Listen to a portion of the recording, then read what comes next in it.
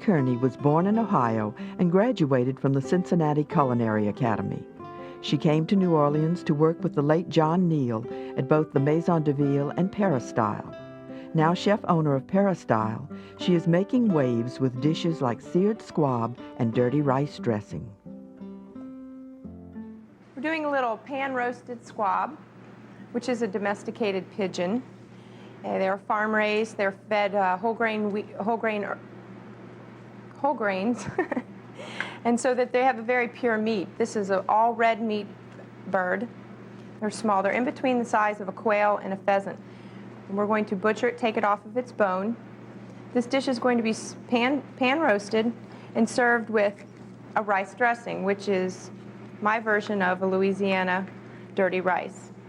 I found out that the Creole and Acadians don't like it when you call it dirty rice. That's the name the French gave it because it was brown. So we call it rice dressing here at Peristyle. We're just going to remove half of the bird, each half of the bird from the bone in a whole piece. We're going to reserve the bones, roast them in the oven. You can later use them for stock, chicken stock, or as part of your port reduction for your sauce. We remove the first 2 digits of the wing.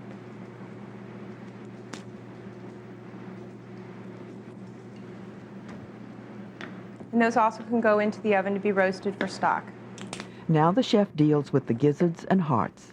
First thing we're going to do is we're going to take our gizzards.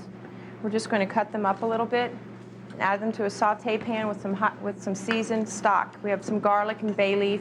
You can go ahead and put some salt and some pepper in there.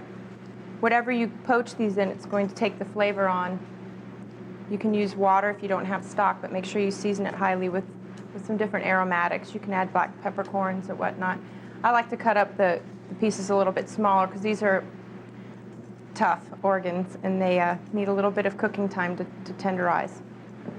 So we add just a little bit of salt, some pepper, and some poultry stock made from the bones.